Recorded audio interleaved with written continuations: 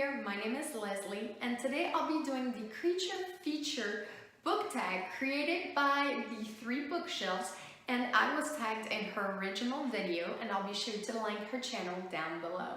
Question 1, Ghost, a book that haunted you long after you put it down. For this answer, I'm gonna pick The Last Time I Lied.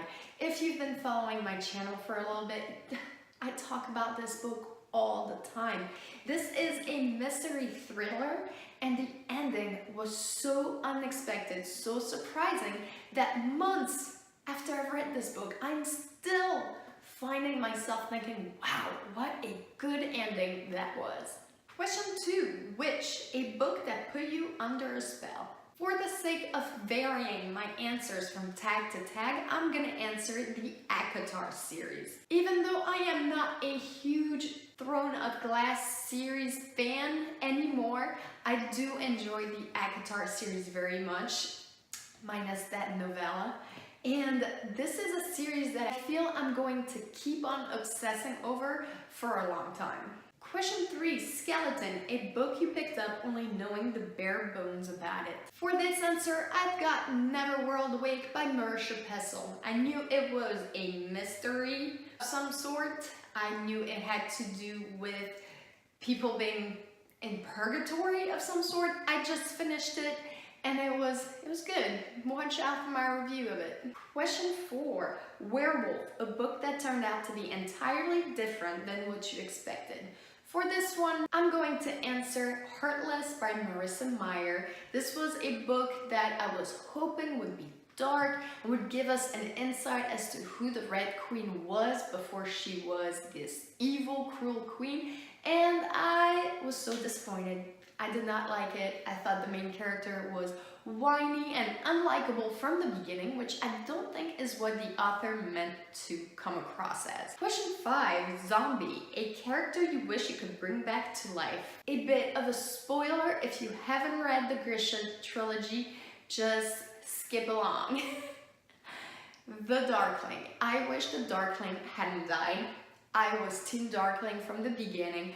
I liked what he was trying to do. I think he did it the wrong way, but ultimately, if you've read 6 of Crows, you know that things didn't turn out very well for the Grishas. So I wish that perhaps he would have seen the light and he would have been redeemable, but he just died.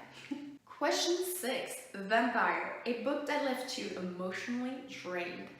The Assassin's Blade destroyed me.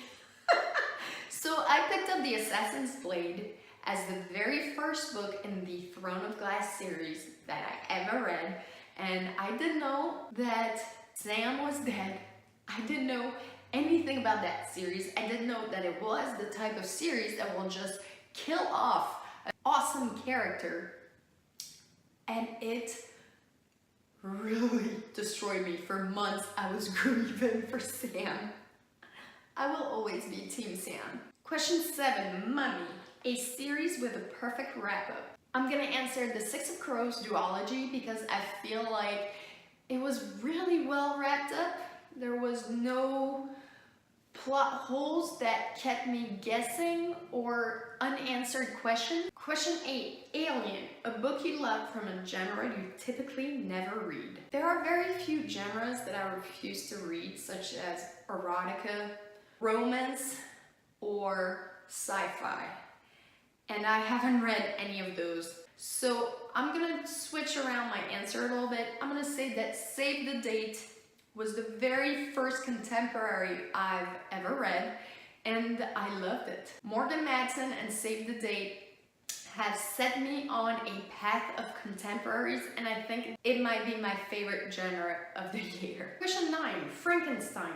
2 or more fictional worlds you'd love to see combined. I would love to see the Grisha-verse against the Red Queen world, because both series had such an amazing magic system that I'd be really interested to see them go at each other and see who would come out on top. Last and final question, question 10, Dr. Jekyll and Mr. Hyde, a book that does multiple point of views right. Again, I'm gonna name the Red Queen series.